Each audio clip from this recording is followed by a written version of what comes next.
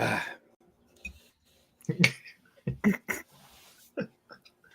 everybody, come on in. Come on in. We see you out there. Here's everybody. We're all here. Everybody's here. Having a comedy of errors as usual. 7 in the house this morning. All happy to be here. Looks like Russ is going supernova. Yeah, he's been hit by the gamma rays. Oh,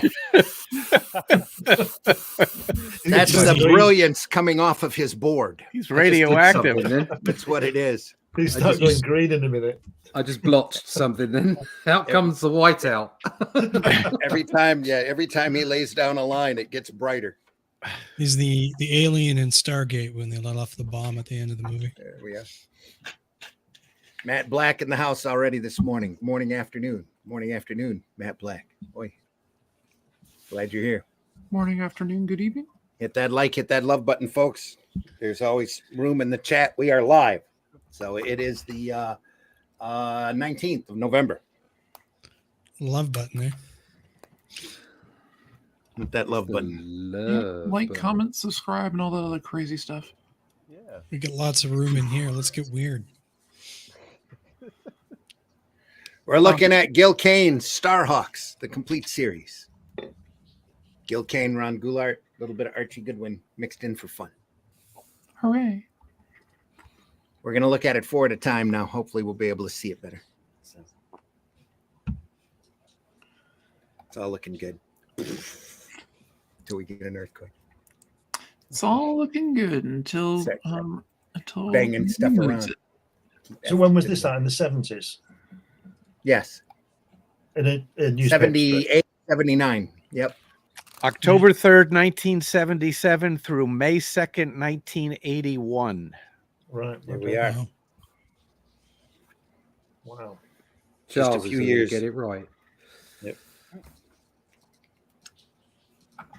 It went to single tier on July 30th, 1979. Yep. A total of 1,252 strips. Wow. That's fantastic. Bloody hell. That's Is Gil Kane inking it as well? I guess. Yes, he is. Whenever he's not tight on a deadline, and then some silly person named Neil Adams comes in and helps him out a little bit. Ernie Colon and Howard Chaykin, uncredited. Okay. Well, yeah, Ernie was uncredited.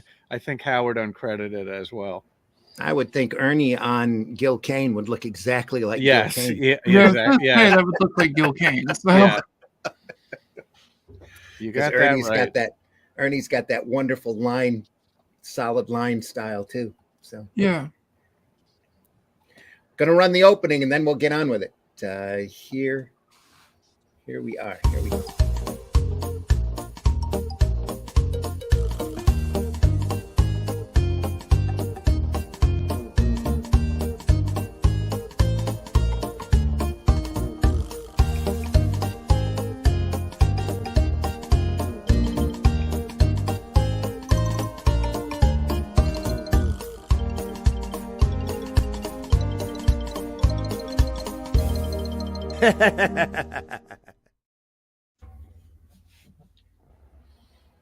Maniacal laughter. And just to get this out of the way. How dare you? You have stolen. Here we are. It's for Charles. Thank you. Charles, You've stolen my speech. If anyone was wondering, yes, we're Charles. How dare you? You have stolen my dreams and my childhood with your empty words. Oh, God. Drama queen. Oh my God, that I didn't realize the rest of that. Yeah, and that's just a small clip from the whole speech. Get stuffed, you elitist porn. Did you see her the other day about when that guy asked her how she? Yeah, he grabbed the microphone from her. Yeah, I was listening to the story about how she was created from a lab. She's a Frankenstein's monster. She's been made by absolutely. She's made by people to do what they did. It was all a plant. Bloody awful stuff. Her parents were all involved in that stuff and everything else. Yeah. Like that too, so it's just. There's a scenes where she's joking about her speech too. Like, how dare you? Like, she's making jokes about it. Yeah. Or whatever. She's not on the take. You know. Yeah. Oh yeah. It's good money being flown around in a private jet, so you can complain about the air pollution. Yeah. Somebody needs to do a graphic novel about her. Yeah. I'm sure somebody's already working on it. I'm I'm sure you sure could do a there's something out graphic there. novel, Charles. Somebody just You needs could to do probably write it, well. Charles. Easy. Very graphic. You know what? You know what She Gary says about looking at that though. If you look at something and there's nothing there, what's the difference of figuring out what it was in the first place? I don't know, Gary. You tell Go. me. That's it exactly. I swear that every What does time I he? hear What that does he? guy, What does he one of my- say about buttered sausage? He's Let's talk about buttered sausage. Talk about buttered sausage, where it comes from. every time I hear him, talk about buttered sausage. Oh my God! Buttered The Willy sausage. Wonka that you posted. Oh, God. A friend of mine did that sequence with me, and I'm saying, I want your boots, your motorcycle. I'll try and find it and show you. It's me saying it. It's absolutely brilliant. Great. Yeah, I had to post that on Facebook with Gary as Willy Wonka. It was just too unsettling not to repost. It's amazing stuff. Gil Kane, everybody, the Yeah, great Gil meanwhile- Kane. Here we go, Meanwhile, back to STARHAWKS. Gil. We're picking up where we left off. Yep, exactly. With a Zazat. Did the lights go out at the end of that panel? The end of that strip? The They're out in upper space. in the upper right hand corner, is that a sound effect or is Yeah. that somebody shouting that word? Kaslam. No, that's a sound effect. That's The a answer hell is of a yes. sound effect. Has he got smoke coming out of his ears underneath, or is that Where? panel Down underneath? here, the- that's a ring. no no, panel. up one. The Under panel Kaslam. under Kaslam. It looks like Yeah. he's got smoke coming Directly out of under his the ears. slam. Underneath, Yeah. it looks Yeah. like he's Yeah. got smoke coming out of his ears. Yeah, the guy who's in the manacles looks like he's got smoke coming out of his ears. So Down here?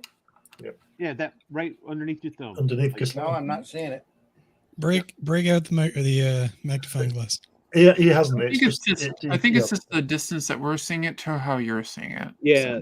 Don't Let me change bring it. that. Don't change it. Yeah, don't change anything. Don't do anything. Don't bring it up closer to the camera. No, don't. No, you're good. No, It's the panel under the Kaslam panel. For God's Hang on. sake, don't touch it. It's the panel that looks like he's got smoke coming out of his Yeah, ears. yeah. exactly. You know. Don't. He doesn't. He hasn't. God.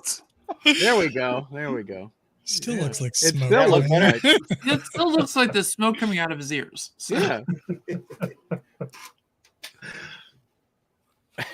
It looks like it, but it's not. It's actually coming out from the debris behind it. All right.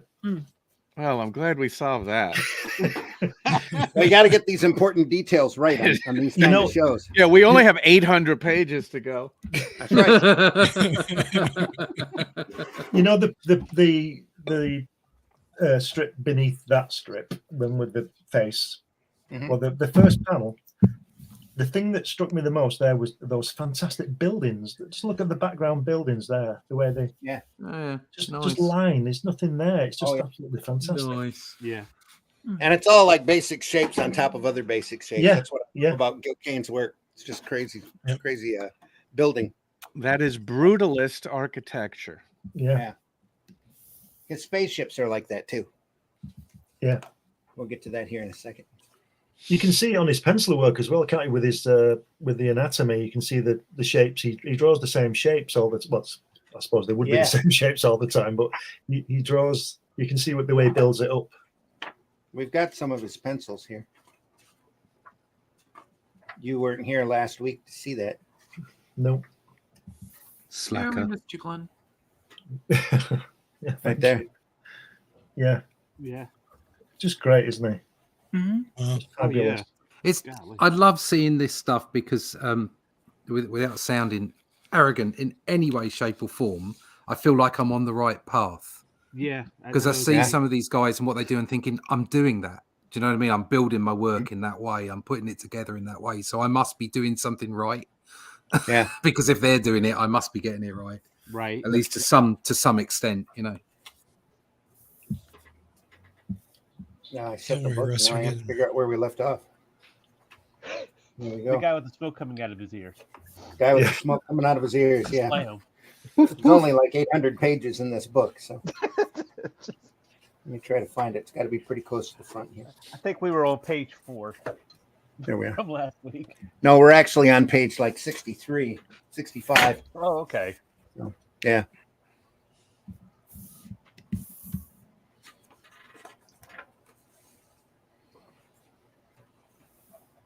Now for 66. More sound effects. More smoke. Cathump. What is it coming out of their ears?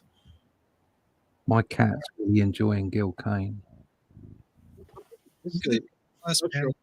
Mine's sitting behind me being annoyed. Just that's ridiculous. What is ridiculous? The last panel on the first page. Well, the last 3 panels on the first page. Oh yeah, lovely. Yeah, that Well, is. No, not the pages as they're laid out in the pages of the book itself. Like so, the You're talking about fourth, that. Yeah. 4th page, all those 3 last panels. Down here? Smack and thump. Yeah. Yeah. Yeah. Kind of looks like a little bit of a watcher right there. You know, what occurs to me is that this was a strip that, even though it was going to be 2 tiers, it's still in a newspaper, and there's an awful lot of characters in this strip. I'm trying to think of another strip with as many characters as is. The only thing I could think of is some parts of Prince Valiant. Flash Yeah. Gordon. Yeah, he's approaching it as a comic book, isn't he? Yeah, He is. Putting it Yeah. into script format. And we found out last week he's actually drawn 10 by 15 here. So it's a comic page set on its side. It's funny. Every time I see a short person, if that's the correct term I'm supposed to use today, I get a funny story. Every time I see a short person, or like in comics, like I used to work security at a bar, right? And this dude that came in, he's a short dude, got just like regular customer, got completely smashed right out of his tree, and then he, like, unfortunately, as he was chilling at the bar or at the stool or whatever he's sitting at, he urinated himself, right? Oh, great. Oh, So joy. it was. Oh, it's a nobody happy else- story. Nobody else is available to get, Well, to deal with the situation. Happy, So dopey, sleepy. Oh, wow. so I had to Probably deal with bashful it, right? eventually. So Yeah. he was he didn't want to leave, right? He wanted to finish his beer, right? But he was struggling, right? I'm just like, dude, you got to leave, right? Like, and I'm like, I grabbed him, tried to grab him by the hand, didn't work. So eventually I just had to pick him up and carry him out like a sack of potatoes, but like at arm's length, because like, obviously don't want to Yeah, he stank and he was wet. Yeah. Yeah. did he come back in? No, he was out. Once he was out, he's out, right? Like they called Probably him in a more cab, ways and than one. Yeah. it was a small town, so everybody takes care of each other. So like, obviously they called him a cab, and then Okay, paid you're the a cat. cab. Yeah. I hate being called a cat. Yeah, people call me a cab, and I just want to punch him.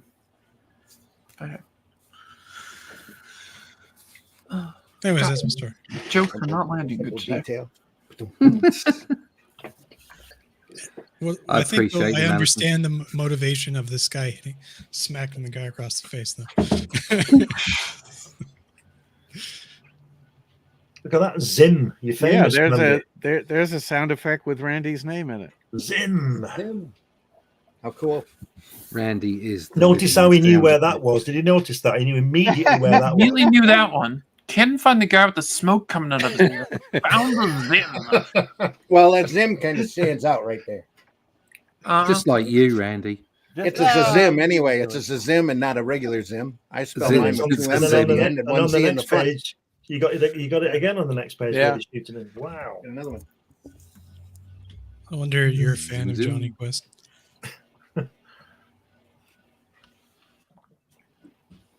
Huge fan of Johnny Quest.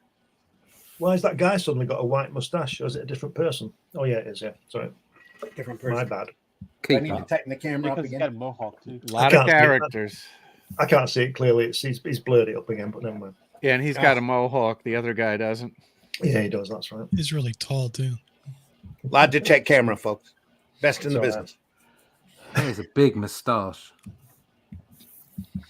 Looks like a Dum Dum Dugan Yeah. mustache. Yeah, it does. That guy with the Yeah, big it does. head looked like he may have drunk too much and pissed himself.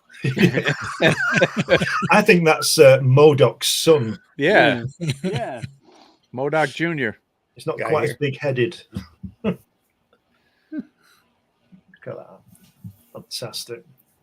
I love the way on that top, just above the first Zim, the way he's lining, using the line of the pan Yeah. that we spoke about over Yeah, the he's weeks. Doing Just doing on the the stuff floor. that all the greats do, Yeah. and just like the wonderful perspective, and also the way that he's sitting there as well with his one leg Oh, here. Yeah. pulled up. Yeah. No, to the left of that, but yeah, that as well. But one leg pulled up. Mm. Yeah, very good. Yeah. And we Right. even get the up the nose shot of that little guy. No. Yeah, up the nose. Those are coming here soon enough, though. Sure, there's You know, plenty of them. it's ridiculous if you think about it. The really large dude, there's no up to nose shot on him. Not yet. Give it time. Give it time. Give it time. Yeah.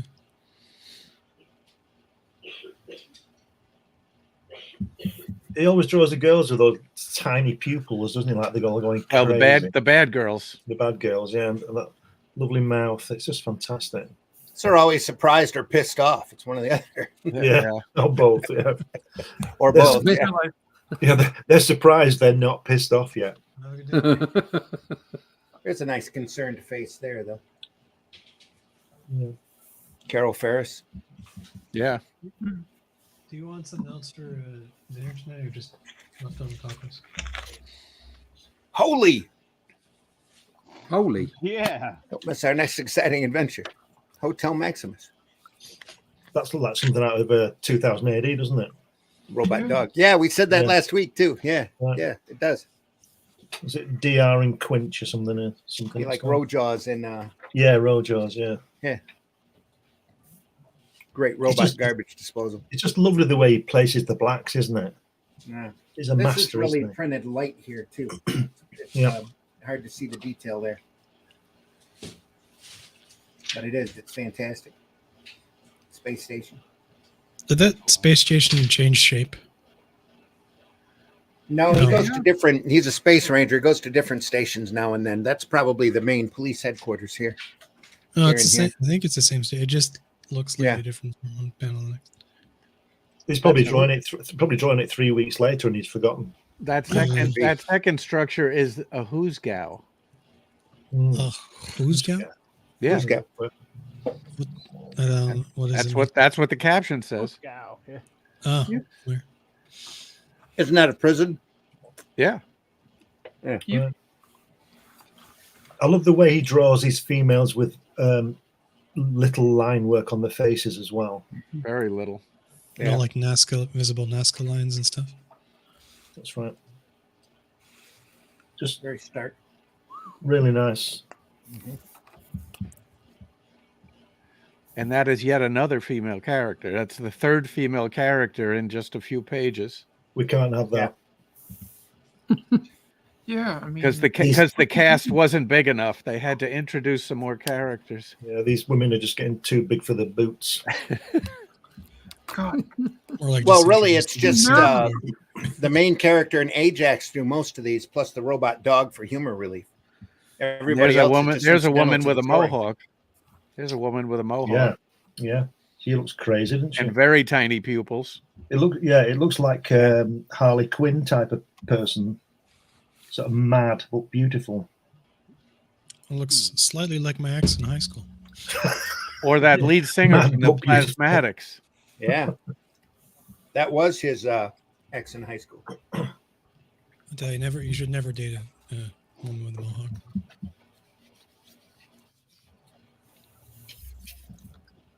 Is that your advice, or is that written down somewhere? I'm pretty sure it's like a rule of some kind, but Okay. Yeah, Wendy O. Williams. She was the lead singer for the Plasmatics. Oh, yeah. Wendy O. Williams. Looked She was like big that. back during this time, right? Yeah, Gil could Yeah. have seen a picture of her and said, Yeah. I'm going to use that. I saw them in concert twice, Some reference. Wow. There you go. and she had electrical tape over her nipples. There Right. we are. That was her entire top. I didn't know you were a punk, Charles. Absolutely. they just can't you tell by looking at them? A music aficionado, that's all. I can't grow a certainly. mohawk though. Yeah. Those days are gone. Age even came for Johnny Rotten. So To be punk again. right now, we're punk rock. That's all. Yeah. there is to it. Yeah, pretty much. Get off my lawn is punk rock now. Yeah. That first It strip is, there. too. Look at the folds on his elbow on that top line there. The guy on the left on the top strip. Yeah, look at the Yeah. folds there. Yeah. Look, it's just fantastic. It's great. Oh yeah. Look at that panel underneath. Look at that panel underneath with all the lettering on. He's only got the middle panel. Yeah, with all that text in there. It's surprised he got anybody in. He's got 5 people in it. There was a lot to explain there. Yeah. Exactly. Well, Yep. It actually looks kind of like, because of all the busy stuff, like it just consistent with the people too, right? Because there's a And what's- balance to it. What's with that character with the frog head in the? Is that a male or a female character? Where are we No, talking? up the top Oh yeah. right below. Yeah, Second panel on the first second strip. panel, first strip. Oh yeah. Well, is that what is I that? think that looks like a female. Yeah, it's frog. an alien. Alien female frog thing. Yeah, Yeah. Nice That's, bathing suit. that's Lizzo. Yeah, Yeah. Did I mention we're terrible? About Oh, 30 years sorry. ahead of its time. It's Lizzo. Lizzo's got about 80 pounds on that character. And you'd have to take the cigarette from his hand by today's standards, wouldn't you? You Yeah, couldn't have the cigarette right. like that. If it Yeah, is yeah. a cigarette, Yeah. Cool. might be some space ganja. Well, Good old space ganja. That was my shopping yesterday. That's another story. Space ganja. That's what you went out for this morning. Some space gun. And he's like, I have to deal with This those morning it was crazy- donuts. Anyway, Yes, that's because you had the space ganja. Now you have the space Yeah. munch. there we are. Space munchies. Space cakes. looking at that, looking at the hero guy, I guess it is. He could draw a good Garth, couldn't he, Gil Kane? He could have drawn a good Garth. Great dinosaur, too. Yeah. Muscle. Karash. Karash. Strip's got it all, folks. Great stuff. And he's yelling Zam at the end there. With the Yeah. word. Yeah, he means Zim. That's right. Means Zim. I think he was Mispronouncing doing it. something by the Bay City Rollers, actually. But He's saying it again or before in the previous page. The intro to the dinosaur there. He's Yeah. saying it. He's Zam. saying it over. Zam. Yeah. Karash. Zam. Karash. Zam. Like an echo. Big feet. You know what that means. Now, is that dinosaur a robot? No, I'd say it was real. Look at that shot with the elevator tube thing in the second Yeah. strip, first panel. Yeah. That's excellent. Very Jetsons. Yeah. Floating platform. Where the hell are our tube elevators and flying cars? It's 2 universes to the right.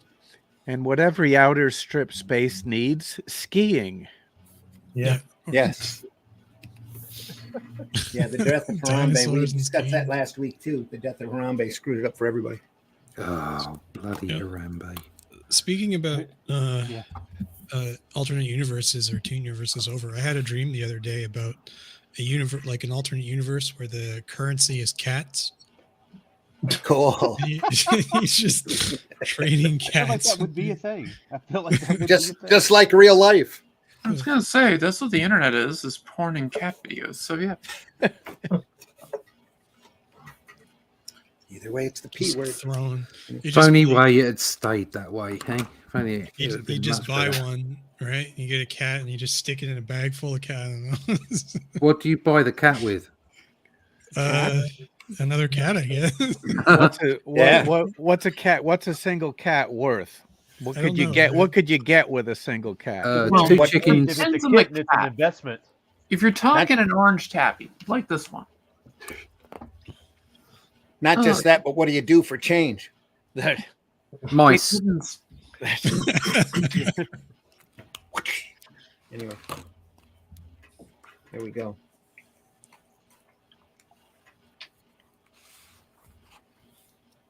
Kind of want to draw that now. Currency. God. That is amusing though. So many characters. So much happening.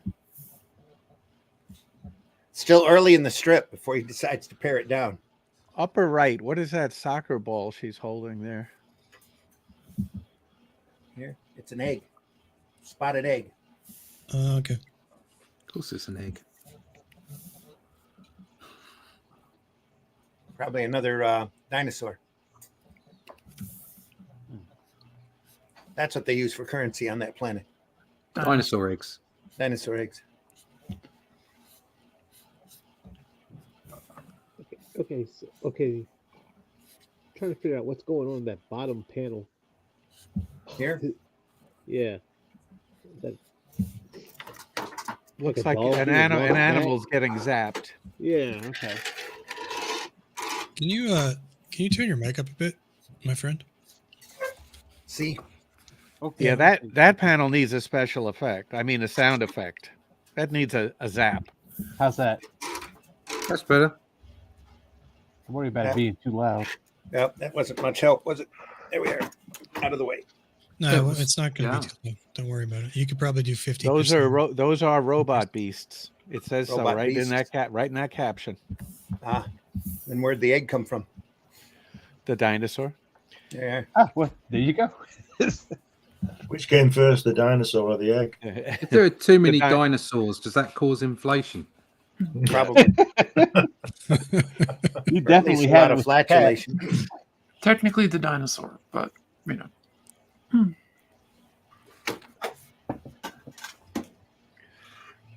That woman looks like she has a migraine right there. Yes, she does. Yeah. She's like, I mixed in with so many characters. Now, do our UK friends pronounce that migraine? I'd say migraine. Because in a Gang of Four song, they say migraine. Doesn't mean they're right. No. True words have not been spoken. I just wanted to throw some more punk in there. Here's a punk.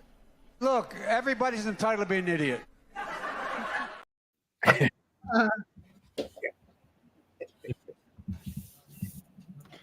He's not wrong. The only thing you got right. Dr. Doom. Yeah, he's definitely been looking at pitching to draw Garth, I think, Gil Kane at this point. He would have done a good job. He would have done, Yeah. He'd do a good job on anything, wouldn't he? Yeah. That's your heroic, Let's face it. your main heroic character. Yeah. Square jaw. With these artists that we're seeing here, I always had Jack Kirby as number one and everybody else second, joint second, because they're just so good. What's that on Yeah. that guy's chest? Is that We can find a out. fist? A fist with a lightning bolt? Is that what we're looking at Yeah, there? it's Shazam. It's his Shazam T-shirt. Yeah, First- last panel top strip. Oh yeah, it is. Yeah. Yeah, it is. He's been to. He went to New York Con last week, and he bought a T-shirt. Yeah, there you I go. went to New York Comic Con and all I got was this damn T-shirt with a fist and a lightning bolt on it.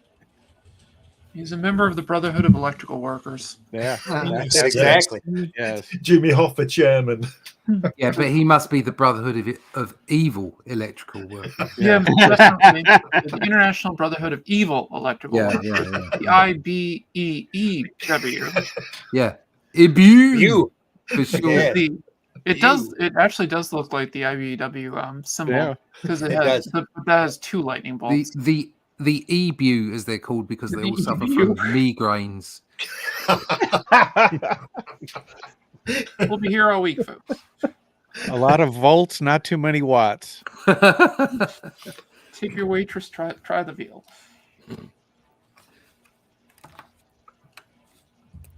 It might be an Aryan symbol of some kind.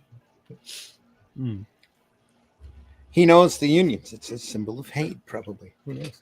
Could be his statement about the unions. Ooh, ooh. Additionally, So it's he's opened the briefcase. Case has Russ. Yeah, Additionally, it might be briefcase from Pulp Fiction. some sort of European kind of sigil or something, or heraldry. But additionally, it's also a International Brotherhood of Electric Workers. Yeah. Those are the three things that came up. Well, One Goes reference. back to the ancient Greece and Zeus, There you go. the hand of Zeus. Well, I am a former IBEW member, so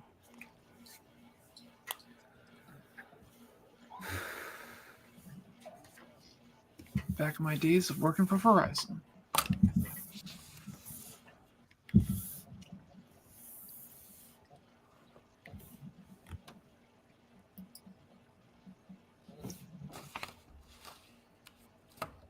I want Bit to of know both. who's doing the lettering on this. Bald Love working there. Pretty sure Gil's lettering himself here. Wow. There's no lettering credit. No. Anybody though. So whoever it was, they didn't get any credit. Well, a lot of daily strips and all that, that's usually how they work. The only person who usually gets any credit is the creator. Yeah, well, they also usually work with one or two apprentices too. So Yeah, and they It's don't always usually the- credit them. So, lowest guy in the office gets the letter.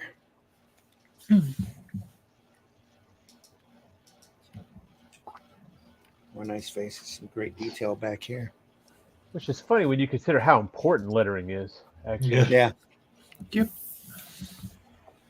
Also can be pretty tedious when you're doing it by hand. Ames God. Especially if you get somebody long-winded writing the script. You're sitting there going, oh my God, how am I going to fit all that in? I still have nightmares of Realm of the Dead from Caliber Press. Gary Reed called me up to letter it. He wrote it. And I don't want to speak ill of the dead, but man, he could talk. He had a lot of verbiage on those books. Really, you should have your editors be your letterers. Yeah, so true. Because then they could do stuff on the fly. No, they probably cut the amount of text down. They do it all over the pants. Eh?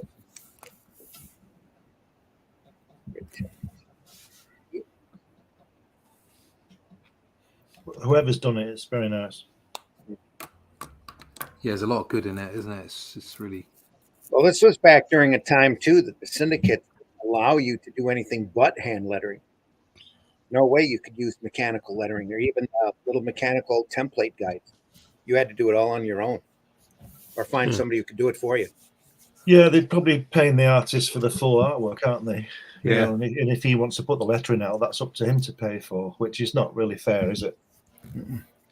So the writer Ron Goulart in an interview, said that Gil and I had been fans of Basil Wolverton's Space Hawk. Oh, so yeah. So the name of the strip, it was going to be Star Cops. It was changed to STARHAWKS. Mm-hmm. And it was Gil's opinion that interplanetary heroes didn't have first names like Ben. Rex was a better name for a hero. I pointed out that Rex was the name for a dog, but even though Gil had drawn Rex the Wonder Dog for DC, he held out. Our strip became StarHawk, starring Rex, Jackson, and Chavez, who never had a first name. Oh, Chavez. Oh, I thought he was Ajax. That's a different character. Chavez. Yeah, that's it. Chavez. That was one of Billy the Kid's cohorts.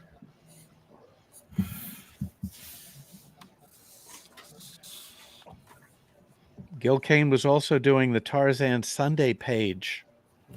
Brilliantly, I may add. Yeah, during at that time. Yeah. That girl got zimmed. Zimmed again, huh? Yeah. Damn. Great shot. And there's the chunky frog lady again. Yeah.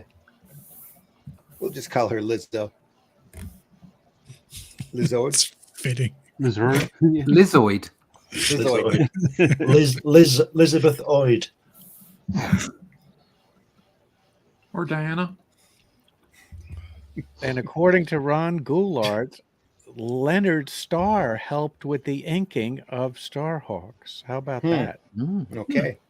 Cool. Is that Freddie's brother? How about that?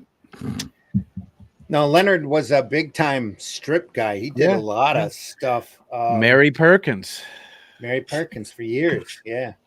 Look at the sorry to Secret interrupt Agent you. X9, I wanted to say too. I think he was on that for quite a bit. Say what, Whiskey? Look at the fourth strip, third panel. The Smacko. Here. Smacko. Yep. Smacko. We should look at Mary Perkins sometime if we haven't already. You know, that's one strip I don't have very many examples of. I don't think I have any actually. Mary Perkins on stage. I don't have any of those. Judge Parker's, the regular soap opera strips. I don't have hardly anything of. If you go grab a Mary Perkins, 1964 or so is when I feel that the strip really peaked. And I don't think those volumes are particularly expensive. Probably not. Probably not a very big demand. Very scarce to see, though. I never see any of them at shows. I got a couple volumes of Dondi that we could probably go through. That's a fun strip. Dondi? Yeah. Irwin Hayes. One of my least favorite strips growing up in the Daily News. Yeah. We had that in the Detroit Free Press. I actually followed that for quite a few years.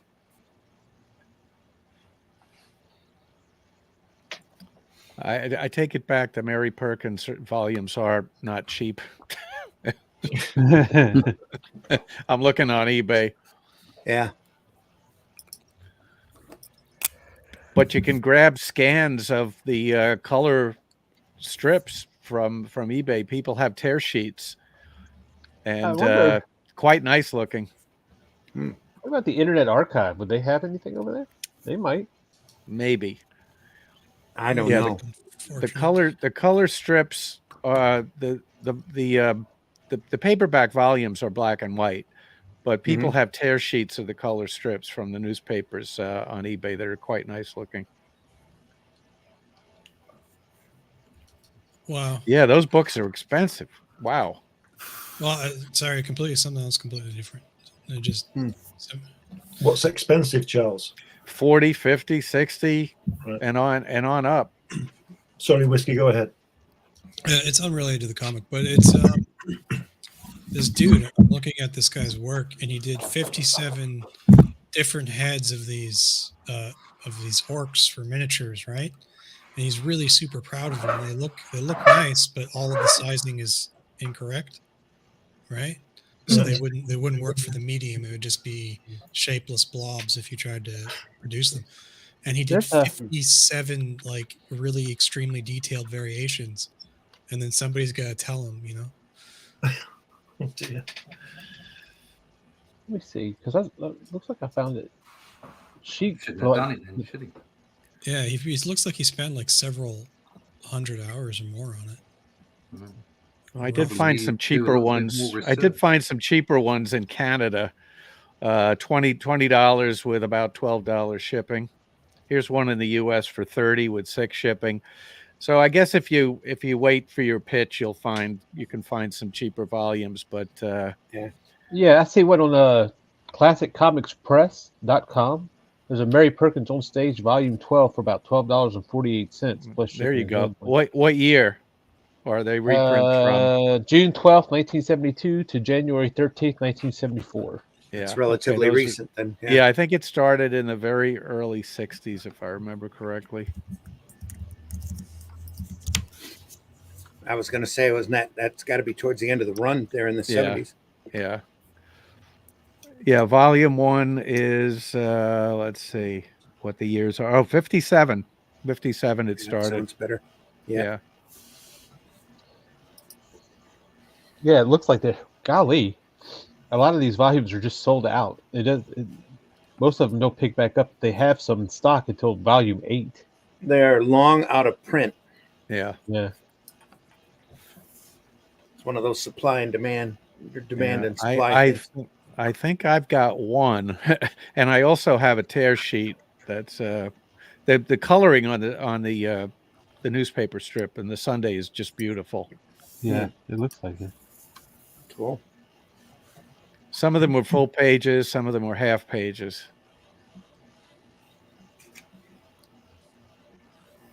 Nice dinosaurs.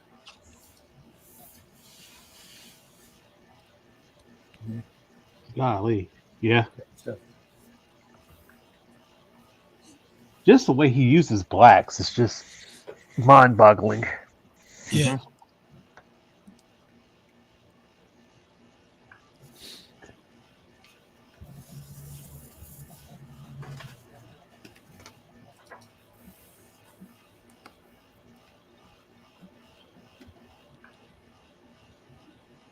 I get the impression he's working like Ditko. Because he's doing penciling and inking. If you saw the pencils, like we saw some at the beginning, there's not a lot of detail in there, is there? Because he's going to be inking it, and I think he's doing most of the detail at the inking stage. I'd be interested to know how many of these a day he was doing. He was fast. They had to do at least 5 a week. Yeah, and 6 if a he's week. and if he's 6 a lettering week it as plus well. Sunday. Yeah. I don't think STARHAWKS had a Sunday page, did they? I don't think so. I don't think they did. I think they were all daily.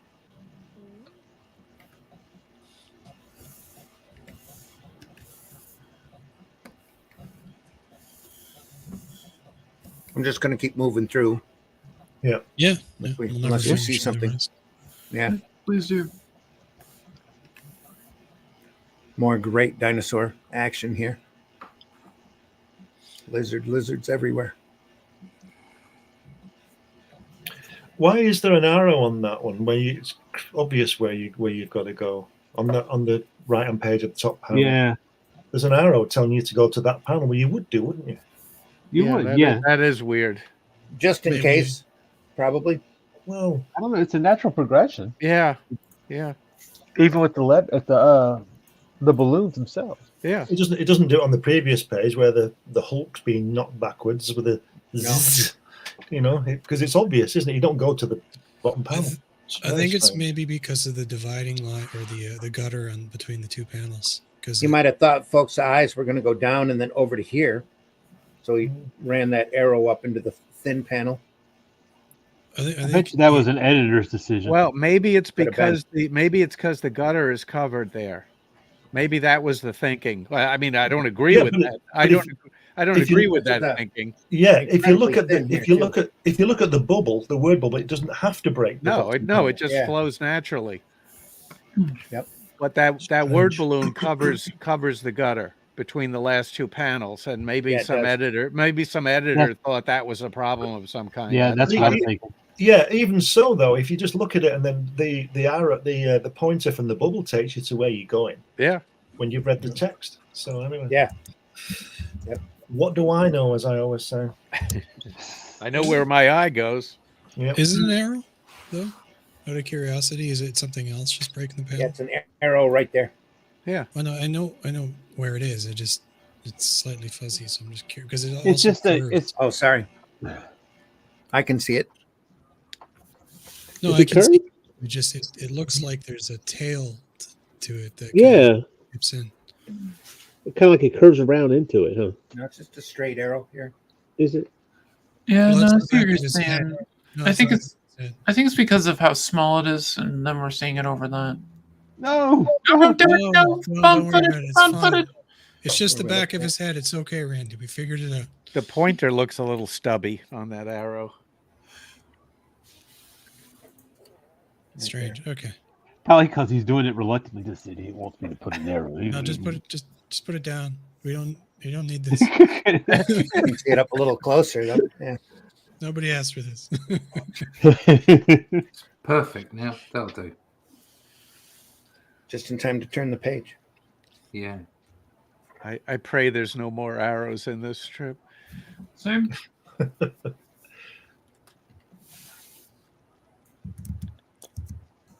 That's Dum Dum coming through the wall again. Crash. What's going on with the fourth strip, third panel? Oh, you had to ask. There's Yeah. another character that looks Another like that guy character. with the mustache. Blackjack Tar. Remember Blackjack Tar from Master of Kung Fu? Yeah, yeah. Mm. Yeah. Look at the. And there's a Is- character is- in Killraven that looks exactly. Yes, It's got the same yes. bald head and same mustache. I think he's named Yep. Ajax. Mm. Another great kissing scene there. It looks very much like the mustache man looks very much like a Loomis head. Has that square look to it. Yeah. It's like your strong man from the circus. Look. And yeah, in the first strip where Dugan's coming through the wall, Crash, the guy next to it looks like J. Jonah Jameson. Looks like a Ditko drawing. Yeah. Mr. Baldy with the mustache. Yeah. Get me pictures of Spider-Man now. So Yeah.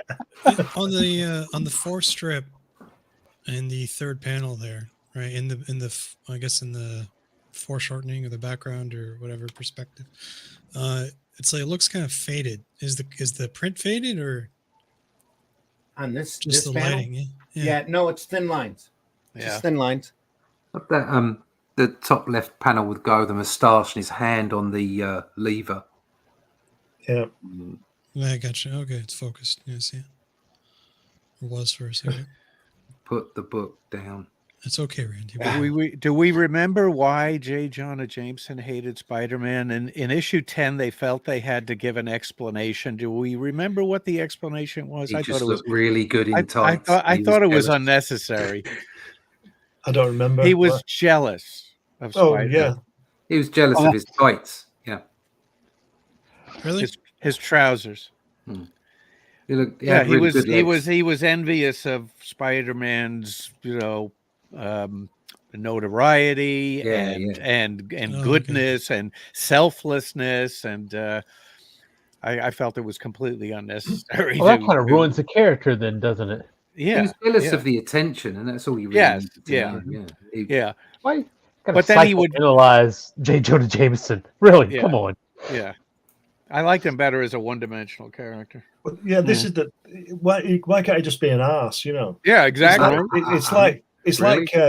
the thing with the Watchmen thing. I've not read any of the pre-Watchmen books, but why does everything have to be explained? Like we were saying the other week about Kobayashi Maru, whatever it's called on Star Trek. That Kirk. Yeah, Kobayashi Oh, Maru. yeah. Yeah. Why Kobayashi did they have to Maru. explain that? He says I changed the conditions of the test, doesn't he? Shatner says in that film. Mhm. And now we have the other guy playing him. Obviously, he's got to play him because he's Shatner's an old man. But we had that Kobayashi Maru situation explained. Why do we have to know? Why can't we Yeah. have a bit of I like, mystery? yeah. Like the doctor's name. Kobayashi Maru. You don't need to know these things. They're set up as legendary aspects of the past. Yeah. Just leave them where they are. That's fine. I mean, As soon as you start explaining, you take away the mystique, and it becomes. It's like the Joker film. I've not seen the entire film. I've seen bits of it. It looks really good.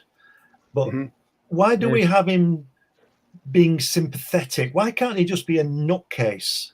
Well, that's what Nolan did with the Joker in his films. Yeah. He just went, he's here and he's chaos. Deal He's with a it. nutcase. He never gave him an origin or Never. anything. No, I mean, he said himself, he came up with a couple of possible explanations as to why he was, but that was just him dicking around. You didn't actually get a proper explanation. That was fine. Absolutely fine. He was a force of nature. He was just chaos. Yeah. And there was nothing sympathetic about him at all. No, and we don't want a Joker original or origin. We don't want it. I don't know. Don't need it. Hell no. But I believe that DC are in the process of doing it, isn't it? Year one, Joker, year one. Oh, Yeah, God. probably. Yeah, that's what they're doing. Are they doing a whole book about Joker? Yeah, I think so. Only it's going to be a girl, and she's going to be in lane. Put a chicken in it, make a name go. So the Joker's going to be a female. No. We did. I don't think that's the case. That's Harlequin. That's Harlequin and Punchline. They've already got a couple of females. They're making a book about. They're calling it Year One. Okay, Right. so you until it comes out, it's all just conjecture as to actually what's in the book. My only criticism is I don't want to know the Joker's origin story. Yeah. I thought they had turned Joker into a chaos demon anyway, or 3 different ones. Oh yeah, I mean that's with the 3 Jokers. Yeah, I think the best line in those 3 films, well, in that Nolan Joker, was when he says, "Some people just want to see the world burn." Yeah, that sums him up. You don't need any more than that. You don't need to know that his dad beat him up and left him when he was 5. You don't need to know any of that stuff. Yeah, Alfred explained him perfectly. Alfred explained it perfectly. That's all you needed. The great Michael Caine. Yes, and the exposition was from Alfred. That was enough. Yeah. Yes, you got the idea. And if you needed any visual on that, was when he sets the money on fire. Which is right. Which is why even though Nolan's version of Batman was very much a James Bond in a bat suit, and it wasn't Batman, it was Nolan's version of Batman. But what it did really well was it kept the essence of Batman and the people that he fought.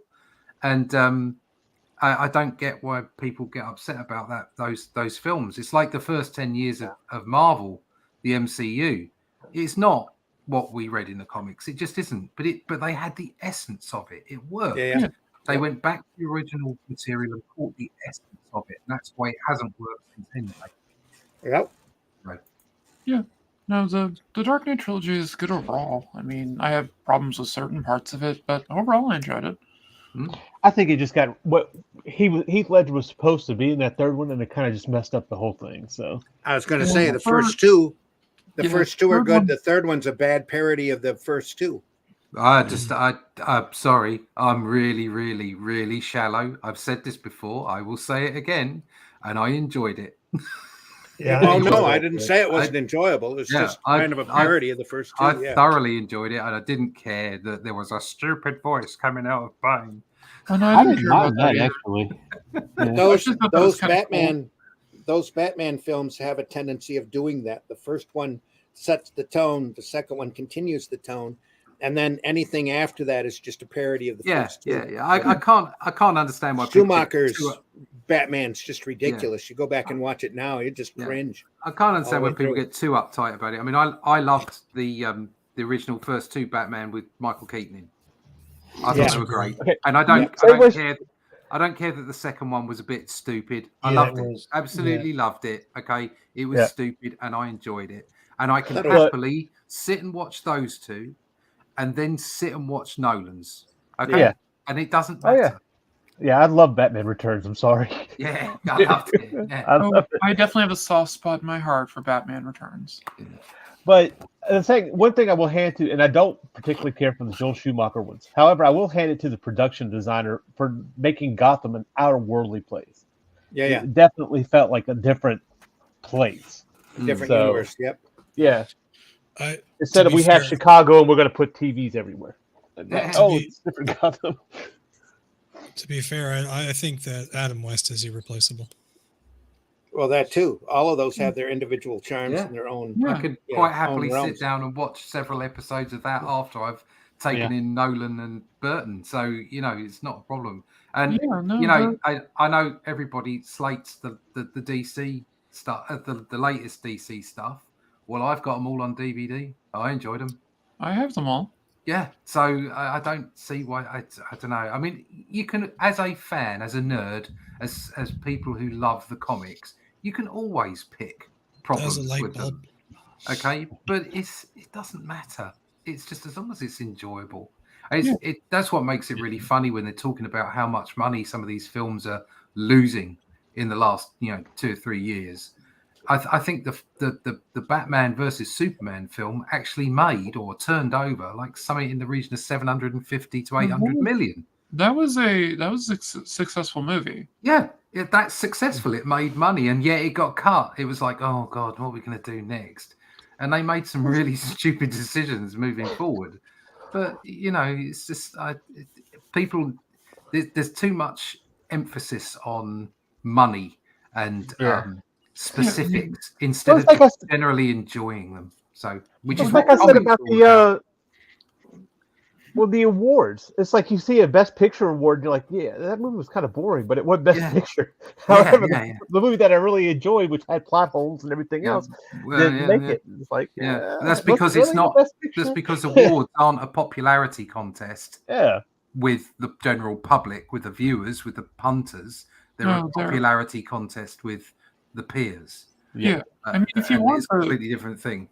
If you want to see what is the better awards, you go to the ones that the groups actually do, not the Academy Awards. Those are all mostly bullshit.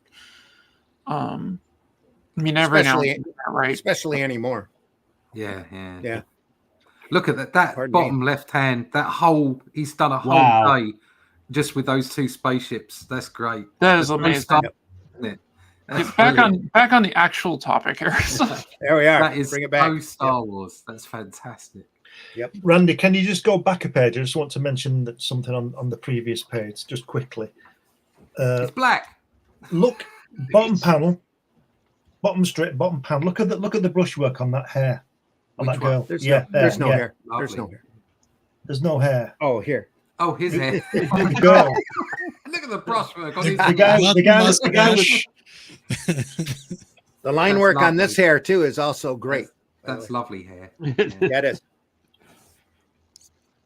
Stop looking at the lip fairy and concentrate on the female. Come on.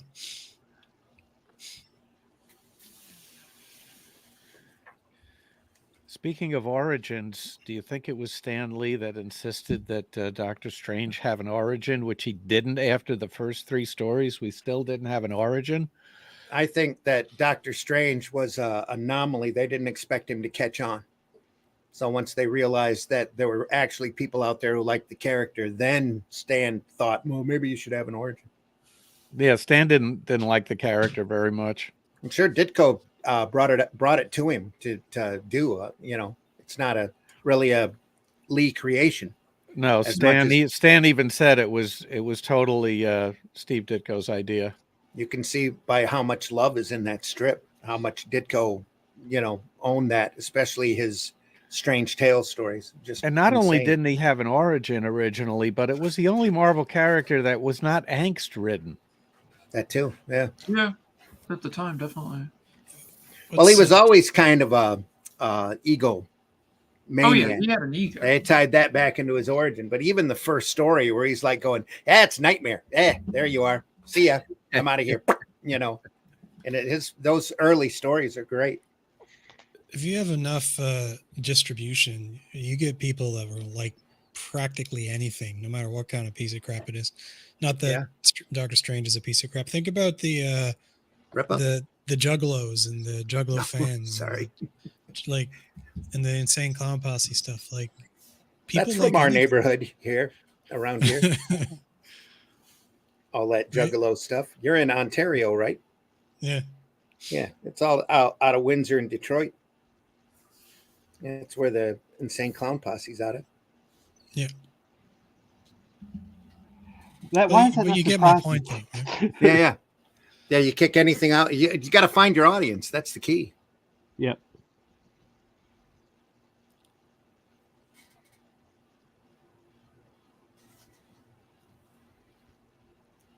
HR is in the house. Glad you're here, buddy. Hello, folks. It's Hello, everybody. Frayne is in the house. I love that design of the dog. I know. Yep. Yeah. It's great. Great dog. Old space comics are awesome. Yep. Yeah. Space opera is one of my favorite genres. Yep. Mine too. And it's funny too, considering I studied space and I go for the more unrealistic stuff for my entertainment. Yeah. It's because they're realistic, could be just really boring. Oh no, you can have really good, realistic, hard science fiction. There's been Expanse is really good. Expanse is pretty hard. Its big leap is the basically the propulsion system and the fact that they're aliens. Just haven't invented and found them yet. That's all. Yeah. More stuff. Well, I meant more along the lines of like just sitting in a ship for like 6 months before you get out to the edge of the solar system. Well, you don't tell that story unless that's part of the story, but you know, it's you skip that part. They're all sleeping until the aliens invade anyway. Yeah. That's what Hitchcock said. Cut out the boring parts. Yep. Yeah. I mean, Interstellar is a fairly hard science fiction film until you get what happens with the black hole.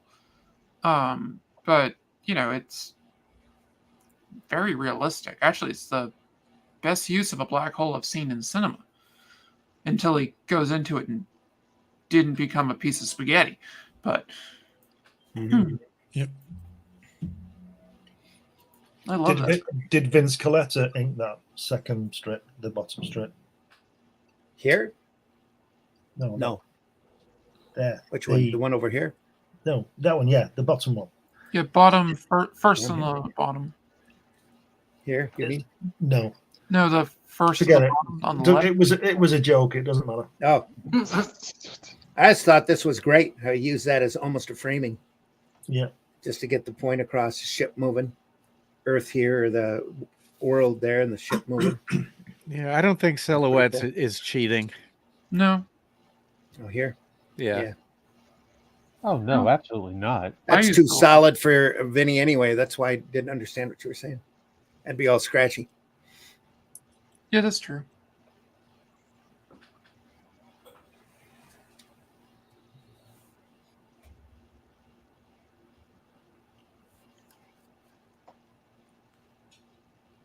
Yike. His head just exploded. Now he's Bad got software migraine. update. Spung. Yeah, we Kablam, get that spung off of me. The Windows update didn't take. This guy from Brooklyn.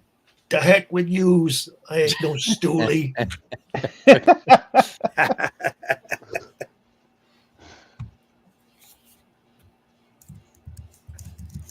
No, it's a good hard sci-fi series that I absolutely love, and it's probably like one of the better ones out there. Is the Black Fleet trilogy? Have you ever read that? No, not seen that. Joshua Dalzella, I think his name is. It's written by an old Navy. He served in the Navy, and it's written from the perspective of like fleet-based combat. And he talks about how like it is ponderous, but when it gets to the action, it is extremely, extremely awesome. But it talks about they make going out into the solar system and taking like 6 months actually entertaining. So it's not like that film Battleship with Liam Neeson in it for 5 No. minutes. No, it's just like it goes through the I guess the rigmarole of like like fleet operations and like talking to like the first officer doing this and that, and then like, but they make it really the way he writes it is really compelling, even though it's kind of it'd be boring to kind of look at if there was no written word, right? It'd be like Star Trek without, like any of the action almost, until it gets the action, and then it's just freaking pumps it up to 11.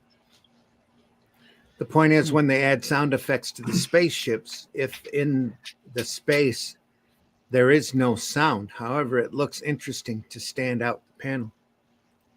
Well, they actually have a new way of getting sound in space right now through sonification. Something NASA's been developing, so you can actually listen to space.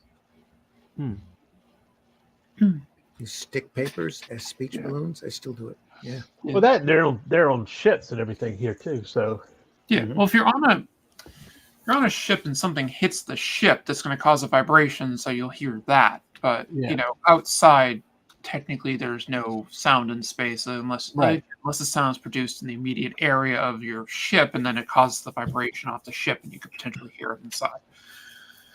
But yeah.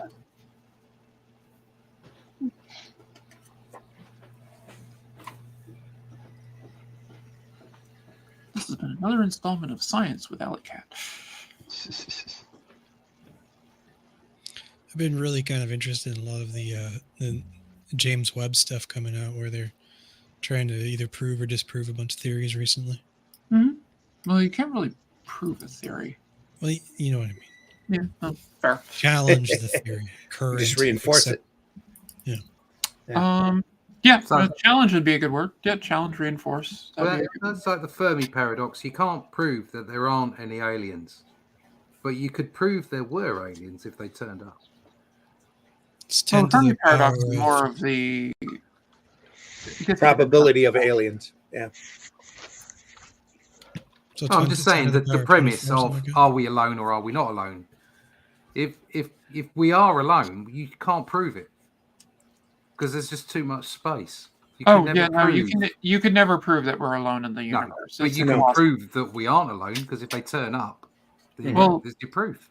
The fact that there's life on this planet kind of proves that there can be life on other planets, and all the amino acids that create life have been found in space. Didn't they speculate or find life in like Jupiter's ice vents or something? Like that? They highly expect that they're going to find life on Europa. Yeah. Titan as well. Yep. There's Titan. A lot of speculation. There's a good set of moons actually that there could be life from. They're thinking they're even going to find water on the moon once they de-thaw it. There might be organisms up there. We just don't know. And life, pardon me, it's turning out to be a lot more resilient than we originally thought. Life finds a way. It's a good quote from Jurassic Park. Yep. I wonder how, if aliens have figured out interstellar travel and stuff like that, how they got past the bubble at the solar system where it's like extremely inhospitable to life just after once the. I think if you could work out how to like do something like an Alcubierre drive or something like warp space in order to bypass the speed limit, I don't think that would be a problem for you. As soon as they do, they're going to call it the whoop whoop. Just watch. One of the problems with the Alcubierre warp drive is the fact the bubble could collect dust on it as it's traveling. So when you turn it off, the dust then moves everywhere at approximately the speed of light. That's awkward. And that will wipe out the area. So what I mean, obviously we don't know. What I mean is, if there is somebody out there who has fixed all these issues of being able to beat that problem, then actually the extreme of outside of, say, the bubble of the solar system isn't going to be an issue for them. No, if you can. Yeah, no. If you can actually get past the limitations that we see right now, then interstellar travel will become possible. We all know we're the Intergalactic Federation's Australia anyway. So damn, I love that squid thing. That's where Adam and Eve came from. It's going rack rack. Squid things go rack rack. Rack rack. God help me. Rack rack. What did I do to deserve this? I'm a squid. Rack rack. That's why we have all these side UFO sightings. They stop by every once in a while just to point and laugh at us. Well, It's those guys we left behind. Look at what they're doing now. Freaking ice capades, Jesus. Well, I mean, I used to refer to UFO abductions as astrobiology 201. Yeah. Picked me up and shook me like a dog. Personally, I love the Hitchhiker's Guide to the Galaxy's explanation of it. It's a bunch of kids that basically kidnaps the craziest person in the world, so they'll spout out everything that they say. Exactly. Yeah. That's DR and Quince, isn't it? Yep. I've always had an issue with the gray aliens, right? No, you should. Because well, you need to. Yeah, they don't like you either. Yeah, probably not. But like, get it out. You know, it's always best to get it out in the open. With the weather, unless of course you are out in the open, which then of course it's an offense. So be careful. So, what's always bothered me about the gray aliens is the stories and stuff people tell about the abductions or whatever, that these gray aliens exist. What bothers me about that is if you switch biomes on Earth, just to like from like ocean to sea or different like barometric pressures, different like environments, like just like the Sahara to wherever, right? And the crazy amount of different species that we have on the planet Earth, it doesn't seem likely that other aliens would be humanoid. No, they wouldn't. The thought is they wouldn't be humanoid. Also, the gray alien phenomena started after the release of a movie called Close Encounters of the Third Kind. I don't think that's how that worked. No, it was in the 60s. It is. I think they were around a lot earlier than that. Yeah. Yeah, but people seeing them started with Close Encounters of the Third Kind. Pretty much around Roswell, I think. A lot of what about that next couple, Barry and what was their name in the 60s? Look at the communion stuff was out. Anyways, if not around, it's the exact same time, slightly before Close Encounters. Well, Close Encounters is the place where people point to is basically people have researched this whole thing of sightings of the gray aliens, that it goes back to Close Encounters. Because we saw different aliens before that. Can I interject to finish my thought? Yeah, go ahead, finish your thought. Okay, so what bothered me with the whole concept is like based on the fact that those biomes are different. I've always thought that these people had to be delusional or just making crap up to get attention because of the complete differences just by switching a little bit about like one biome to the other. So it never made sense to me. Anyways, that was the thought. And back in the turn of the century, H.G. Wells' War of the Worlds, the guy, lead characters going to London, peeks inside one of the cylinders and he describes a gray alien. They packed him for food. Well, no, I'm not saying that. Large head, gray bodies, almond eyes. I'm not saying that they didn't exist beforehand. What I'm saying is they became more in the popular culture and alien sightings by people after the release of Close Encounters of the Third Kind. Because the gray alien first appeared in 1891. Here we are. But the first rectal probe was in communion. There we are. Oh, wow. Ow. Rectum, ruined them. Ruined him. Yeah. And look at that pasta head guy. Yeah. That guy's got pasta in his head. Which one? Yes. Oh God, yes. It's got worms. We'll put a little red sauce on that. Yes. He's got a see-through head. Great designs. He was watching Star Wars with this, though, wasn't he? That panel there on the second strip below on the first page, that Dr. Doom going to that unit there. Yeah. Looks like that out of Kirby's Captain America from way back. Yeah. Yeah, Dr. Doom had a setup like that, and then Lucas decided, I think Darth Vader should have that setup too. Yeah. Well, he did that with everything, didn't he? Oh yeah, he took from every place. Just the shadows on these machinery, man. It's just how different the world would have been if King Features had just allowed him to do Flash Gordon. Yeah, when he asked to. Completely different. That King Features. And he probably wouldn't have been a billionaire. It's always been a syndicate problem. Yeah. Look at that, putting his head on. It looks like that guy out of that science fiction film with Kirk Douglas and Farrah Fawcett, doesn't it, that guy? What's it called? Saturn 3? Yeah, Saturn 3. Mind you, was that before or after? I'm going to say, I think this predates Saturn 3, doesn't it? It was right around the same time, I would say. This strip was ahead of its time. Yeah.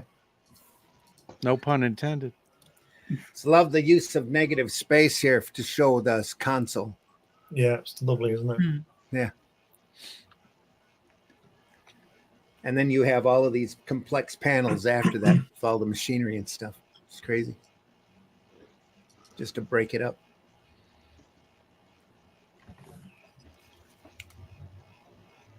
And there's a man dog or dog man. Dog man. Yeah, it's like a commandy type of thing, isn't it? And, yeah. You know, with a mohawk. Planet of the Apes and all that sort of stuff. Very heavy line on this series of strips. Yeah, a little thicker.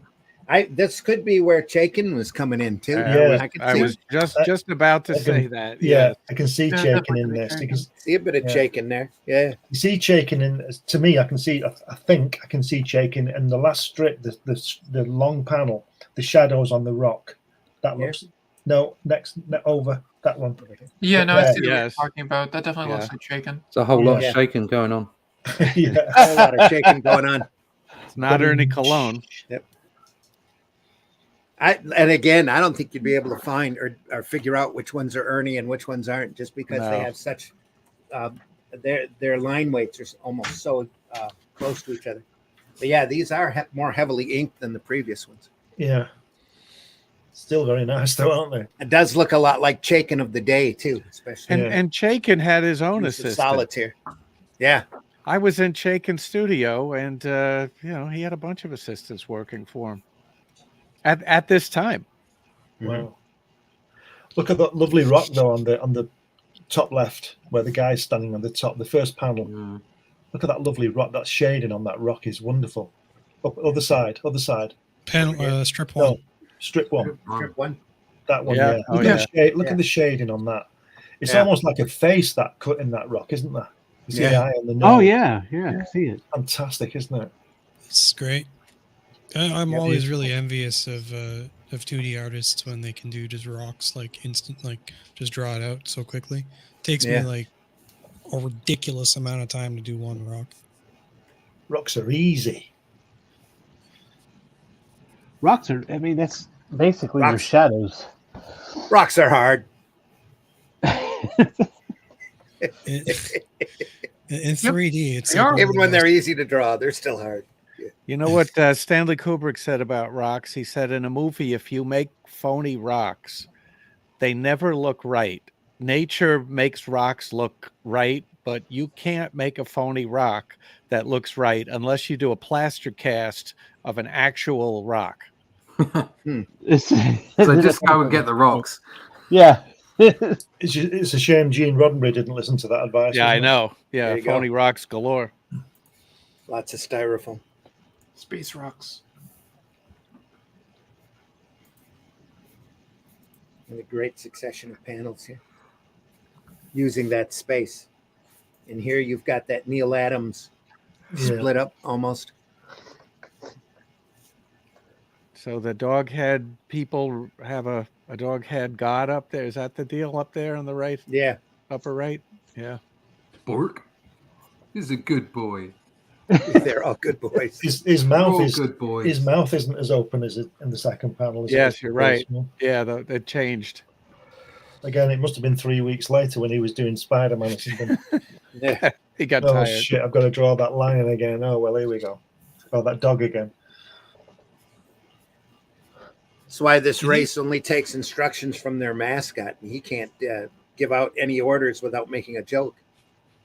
You think you'd look at it again, you know? Yeah, you think you'd have a copy, yeah. It has statted everything unless you're in a hurry. Yeah. Isn't that brilliant that where on that first the strip he says, "Huh, they seem glad to see us," and he's just nonchalantly says, "Why not? They're cannibals, remember?" Well, everything is different about it. The structure surrounding it is different. I wonder if it's supposed to be somewhere else.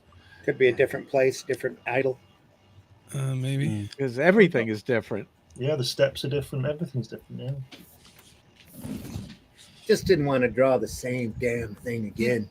The other thing is, when people were reading this, if they're reading it from one day to the next, they're probably throwing the newspaper away. Yeah, they're not remembering anyway. Absolutely. No. Maybe he did intentionally, where he's like, "This one, the first one's crap. Let me do it again." That could be too. I think he just did it. He's like, "I hated this one. I'm just going to fix it." He had a little bit more time, so he added some more to it. Wow. That hole looks like from the 300.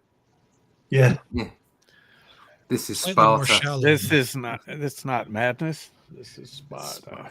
Get in there. Front actually kick to the chest. It's kind of worse than the Sparta hole because, like, if they kicked you into that thing, it would probably break like a limb or two, and you'd still be alive. Yeah, it's not that deep. Yeah. This is why they worship the dog in NT. The dog just walked up to the mountain and farted.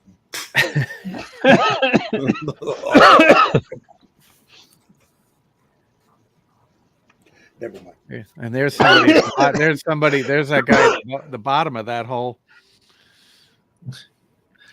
And there's a thought balloon. Have we seen many thought balloons in this strip? I don't think so. No, you don't see them enough. Yeah. Look at that text there. Don't be a nitwit, dear boy. Do people still use thought balloons and stuff? It's not normal. No. Only the best artists or the best writers do. Thank you very much. I'm doing a strip now that's all thought bubbles. So I have thought bubbles in Only Death Can Save Us. Even the panels are thought bubbles. Yeah, I don't know why people started to think they were passe or some BS like that. Because I remember Stephen King talked about it when he wrote American Vampire for Snyder. Yeah. And Yes. Joe Hill told him that they were kind of passe now, thought balloon, which is I don't believe it, but Roy Thomas banned them from Conan. They never appeared in Conan when Roy Thomas wrote. Why? He just thought that Conan was was so simple that we didn't need to know what he was thinking. It was obvious. Conan doesn't have an inner monologue. Yeah. There we are. He doesn't need one. No. I've got his fists and his sword. I like thought bubbles, but I absolutely agree with that on Conan because it would take away from the character. And it was around that time that they stopped using exclamation points at the end of every sentence. Yeah, that's a good thing. Well, that's a good move. That was a good thing. Well, I found the big difference between Conan and Cull is that Conan doesn't think, and Cull does. He's always exactly. Yes. retrospective and double overthinking situations. A lot of times, there's been more than once run across his buddy Brule will kind of slap him back to reality and go, "Just kill it." Yeah, Cull had a lot to think about. Stop thinking, just kill it. Yeah, Cull was a king first, whereas Conan became a king later. Mm-hmm. Yeah. He had time to punch the camels. Conan was more ways than one. No, Conan was a barbarian. So. Yeah. There was another big difference between Cull and Conan, and that was that Cull did seem to have an aversion to women, which is very explicit in the stories. Howard even says he had no interest in women. Yeah. Well, all of these characters are reflections of Howard at the time too. It was very much that's the way he would write. He would write by acting out everything that he wrote. Yep. So I'm sure he went from being retrospective to being more Conan-esque later in his life. Yeah. But it's good in life. Oh. Some great spotted blacks here. Silhouettes. Lovely, yeah. Mm-hmm. I really could get my brother on at some point. Your brother's a spotted black? No, he's a Howard scholar. Oh, cool. Yeah. Yeah, I'd love to talk to him. You said that, Randy. I was going to say. Now, are you using the word scholar literally? Yes. No, okay, well, that's interesting. We should have him on. Yes, very much so. Yeah. How does one become a? You know what? If you can arrange it, we'll have him on and we'll have him talk about some of the Conan comics that have come out. Maybe he's read my Conan comics. There you go. His specialty is more in the literature. I mean, he's read a lot of the comics, but it's more of like he's a sword and sorcery writer himself. Cool. He's been published in a few places. Awesome. And he basically knows like everything about Robert E. Howard and H.P. Lovecraft. Does he hit the Howard Festival every year that takes place down in Cross Plains? He wants to go, but he just hasn't gotten down to Texas. He used to basically, until very recently, he didn't want to travel or really do anything. Now he's kind of wanting to go out and do stuff. Sweet. Well, they have big panels down there and big discussions by these other Howard scholars. You find them on YouTube. They're very interesting. If you're into that topic, very fascinating to watch. And listen to. He's done some talks at ReaderCon, which is a local convention around here. Cool. With things, but yeah, he doesn't really do a lot of stuff. He's very, I don't know. Reclusive. Yeah. That's probably a good way of putting it. It's all right. I know he went on someone's like podcast or something that he was talking about, and they were like amazed at his knowledge, I guess, of it. I haven't listened to the podcast, but from what I heard, a lot of people just like, oh, well, yeah, he's the real deal. So. Excellent. Yeah, I'd love to have him on if he ever wants to get on and talk about this stuff. Yeah, I've mentioned to him a few times, and he goes, yeah, I could probably do that, and then he never gets back to me. So. It's a different type of smoke working here. A lot more spotted blacks in it. In here. Yeah, that's got to be shaking that last panel, especially what you just pointed out with the smoke and that character. Very much a heavier hand. He might have been with him for a few weeks on this then. Yeah.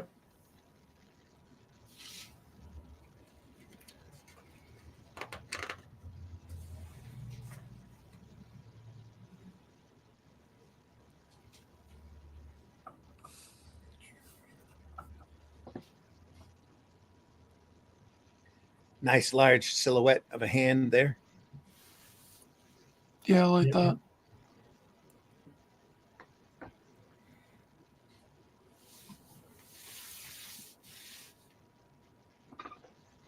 Another great. Is it a better hand than what we saw last week, or? Great shot here. We were talking about the hand. Now, just a quick silhouette here, shadow to show the character in front.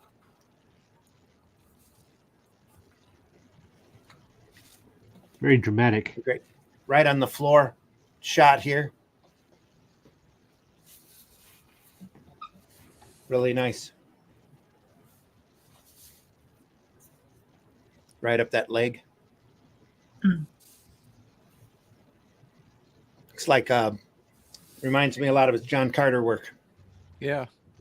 Which we should take a look at one of these days as well. I would love to look at John Carter stuff. Yeah.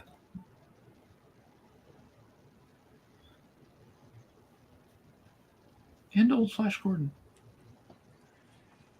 Got some of that. We got want to go through the Flash Gordon movie adaptation. Oh, we definitely got to go through that. I've got that in hardback. That's just beautiful. Just fantastic.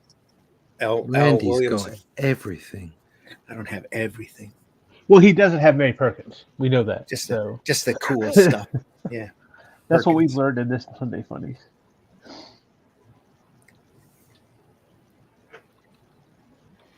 It's on the list. Do that. Want to do the Freak Brothers too?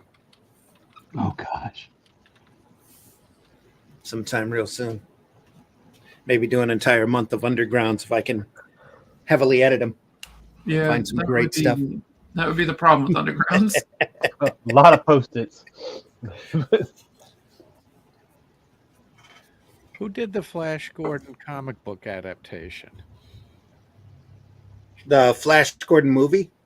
Yeah, there was a comic book adaptation Hmm? of the movie. Yeah, Al Yeah. Williamson. Oh, Yeah, okay. that was Al Williamson. Yeah. That can't be bad. No, it's incredible. Yeah. I've got Williamson's Star Wars strip too. That's also very pretty. I Oh, didn't those are even- great. I have to say, I didn't know that existed. So Very, very pretty. What, the strip or the the Flash movie Oh, yeah. strip? Yeah, no, I'm going to have to. got it in seek hardback. that out. I got a hardback of Space Hawk too that we'll look at real soon. Basil Wolverton. That Oh, that'd be cool. some of In that stuff is in that incredible. Flash Gordon, does it say Gordon's alive? I'm sure it does. Yeah, it better. It Yeah. follows the script really close. Yeah. Hey I'm gonna Randy, be very when we upset if it when we look at Space Hawk, the Basil Wolverton Space Hawk, can we look at the black and white as well as the color? I don't have it in color. It's in Oh, black and good, white. good, because I'm not happy. I'm not happy with the color reproduction that Fantagraphics did a whole book, an oversized book. They might have shot those right off of the printed page too. and They that did, would be which crappy. Yeah. they did, but that can be done okay. But it was not. Yeah. It's very harsh and garish. These are all off of black and white Yeah. photostats. Yeah, and those I are put together. fine. It's an old volume. I think I picked it up in the mid 70s. I know the one you mean. Yeah. It's only about maybe, I don't know, 100 pages or so, maybe even Yeah. less. Yep. Yeah, that's a very nice reproduction. It's incredible too. Yeah. Yeah. You get the thing with Basil Wolverton's his stipple work and his line work. It's just super incredible. Great stuff. Moving on. Some more blackness here. Great stuff.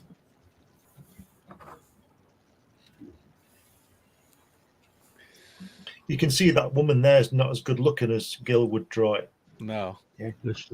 Yeah, That looks she's like a human bit resources. square looking, Yeah, it looks like a bloke. quite angular. That does look shaking like, doesn't it? Yeah. It does. Very much so. She's a boss, I'm sure.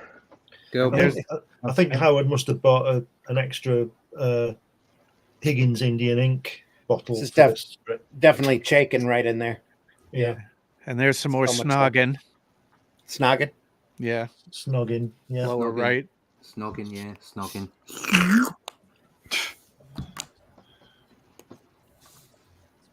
I don't think it's working as well now with this influence of shaking on it. No. It's okay, but it's not as good as it was when we first started. Gil makes said me I wonder. Very thick hand, a heavy hand. Gil said I got to do Tarzan. Howie, you do this. Yeah. Yeah. Here, you ink this. yeah, I mean, come on. With that, Somebody said you can do Tarzan, you'd do it, wouldn't you? Amen. with that handsome-looking woman, it makes me wonder if he started drawing the guy with the mustache and then just he was like, "Oh wait, Yeah. yeah. That's not supposed to be him. Here. Yeah. Put a wig on it quick. You look at the jaw, the distance of the chin between the two; they're almost very similar." Yeah. I got this set of Russ Manning Tarzans too. We should do that. That's got to be on the list. Speaking about, great. look at the dude with the bald spaghetti brain head in second strip on the second. Yeah, Okay. it's almost reminiscent of that stuff we looked at the other day. Looks like is it the chief? Not the chief. Mr. Brain, the brain from Doom Patrol. It kind of looks slightly like the Clear same plastic character head. from Black Mark. Looks like what? Oh yeah, yeah. The Yep. you know what I mean. The Emperor or Emperor stand-in or whatever. Emperor Linguini. It's great. Steady in the clouds here, flying off. Too much linguine. Taking off.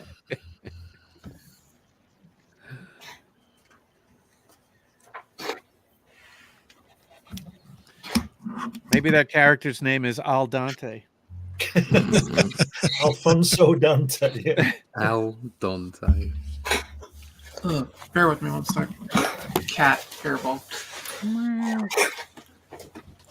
More space fun here. Adventures in space. Car chase. Or like a deodorant stick chase. Is that the first spaceship chase scene we've seen? I don't remember seeing another scene like that with the ships chasing each other in this strip. They really haven't done a whole lot out in space outside of establishing shots. Yeah. So you're right. Looks a little bit like Thunderbird 4. Yeah, it does. Yeah. I was going to say it looks like that cigar box what car they used in Solo. We talked about the Dudley Moore and Peter Cook parody of Thunderbirds, didn't we? No. Have you seen even it? know they did that. No. Oh, you've got to see it. Yeah. They dress up as the puppets. I didn't know Oh that. gosh. And they walk like them.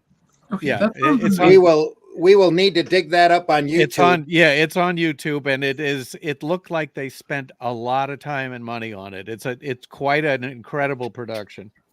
Well, Thunderbirds was probably really hot at the time that they did it. So Old Spice in space. Wump Kashmash. Kasmash. Wump Kashmash. And there's a kaplow. Yep. Kaplow. Fire doesn't get a special effect though, sound effect. No whoosh. Crackle. Carackle. Would it be? Oh, but the loudspeaker gets a crazy spiked balloon there. Yeah. As it should. Well, most Voxes and other things like that and speakers get something similar. Loudspeakers never get thought balloons though. No. So if they were getting a thought balloon, would that be the person on the other end thinking? Yes. Probably. Yes. Or would it be the actual speaker thinking? Suddenly the speaker had become sentient and decided to have an inner monologue. Yeah, like Maybe Hal. a robot. Yeah. Yeah. Or what am I doing here? What is my life? I'm just a vessel for other people to speak through. I know what I'll do. I'll be a politician. Somebody's got to draw that. Perfect. Somebody has to draw that and produce it. Yeah. Who's this guy with the glasses? Don't forget that. This is a new character. This guy with the glasses. It looks like is he an accountant?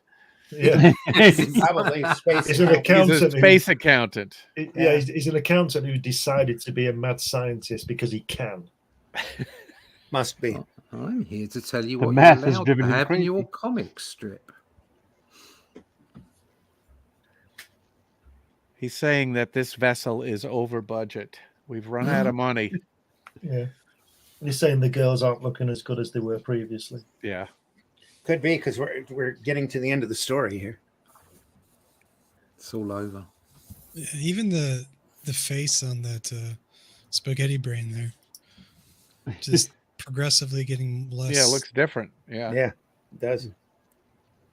Howard's making his own. Rushing to the finish.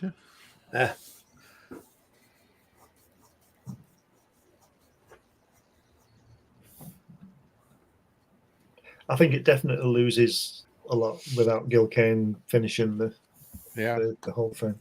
A lot of its flavor. Yeah. Shall we end it there? It's the end of the story. We got 15 minutes to go. We're at chapter 6. Probably the best place to end it. Yeah. Wrecker's brain. More brains next episode.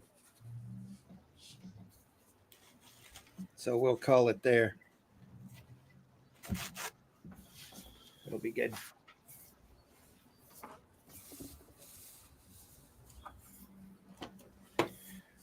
Folks, we've been looking at STARHAWKS, the complete series. Gil Kane, Ron Goulart. I guess we'll do at least a part 3. We got a little ways farther into the book. So it's all good.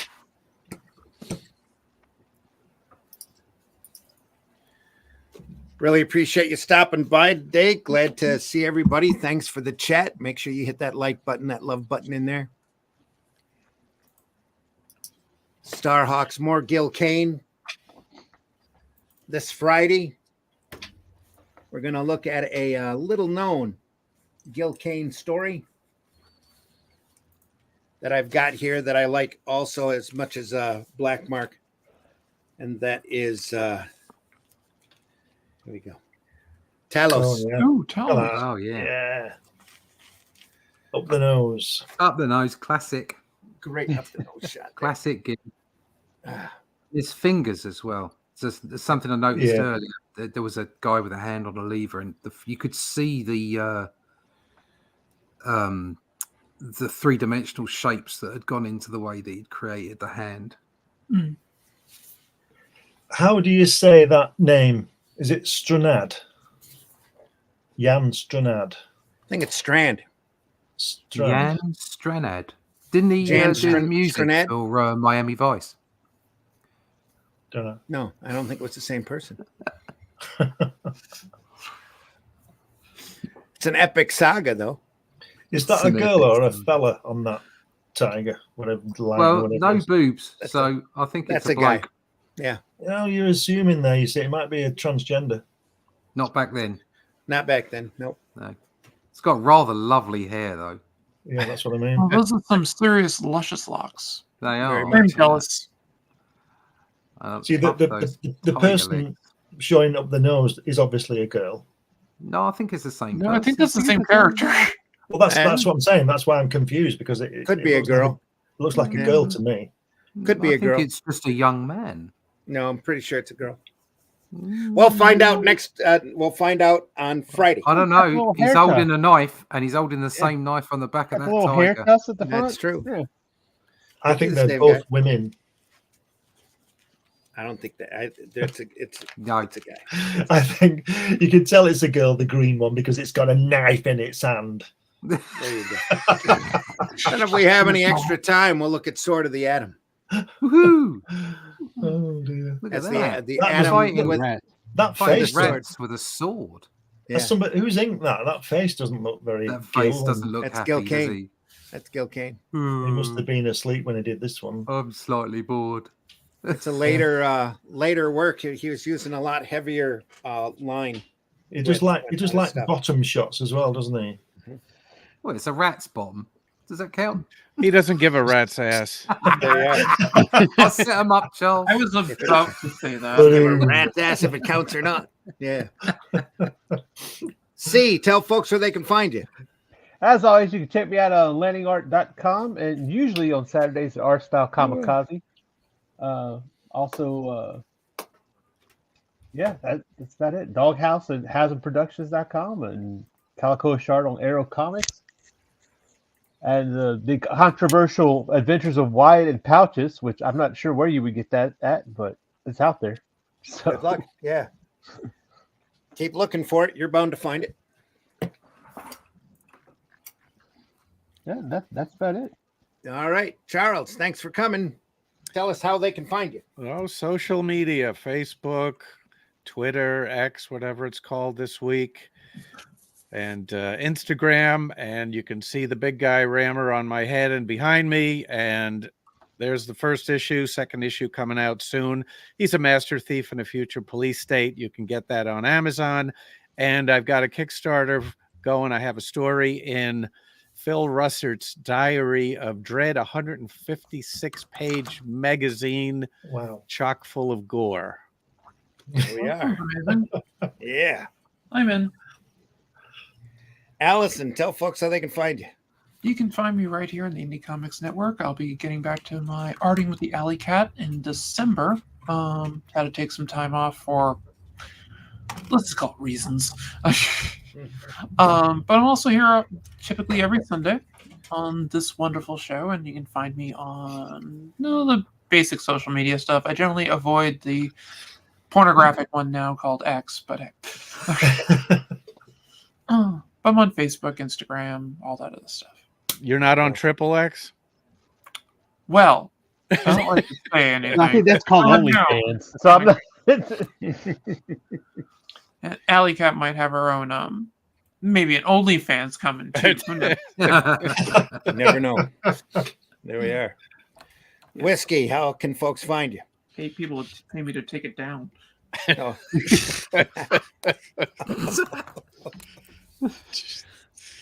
You can find me on the old X there under Bandit and Ricochet Art Studio. You can Google that. It's really the only social media I use. I should expand, but I haven't really done that. Where my adventures with weaponized autism and weird takes about things. I make 3D art, and I'm a sculptor. I specialize in miniatures and action figures for production. Everything about the genre and how to get it from point A to point B. I also consult on designing for tabletop miniature games, their design language, and so on and so forth. In addition to that, you can see some art there as well. And I do commission work for people, but I'm also working on a comic called Driftwood, which is a story about necromancers, or a couple necromancers and their trials and tribulations. And missing something there. Yeah, and this there's a character there for it as well, which I did the 3D art for. Driftwood, the pencils and inks are done by Renzo Rodriguez, which is a wonderful artist. And I'm just doing the writing the script and getting through that. So, yeah. When talking about the strip, this wasn't the original Flash Gordon a polo player who later changed to a American football player for the New York Jets? Good team, by the way. He was a polo player in the comic strip, and he was a football player for the New York Jets in the movie. Go, Flash, go. Go, Flash, go. Go, Flash, go. Can never get into Conan. The films were okay, but the books I just didn't enjoy. Need to take another pass at them. So Flash, much great, I love you. Great Howard stuff out there for you, Matt Black. I love the spaceships, very Battlestar Galactica. Yeah, it's out about the same time. There, oh yeah, Thunderbird 4. Yeah. On text green, game over. Whatever. Wasn't that Alan Sugar's first computer, Jan Strand? Oh wait, that was Amstrad. Okay. Yeah, close enough. She was banned from using that site. Okay. Russ, tell folks how they can find you. Yeah, you can find me. Sorry about the light. That's all right. And the monkey butt. You can find me and this artwork over on russleach.com. Currently working on the Shadow Kingdom with Randy, and that's coming along nicely as some of the inks. Very nice. Currently Look at that. Look at that. Gaze out in the dark.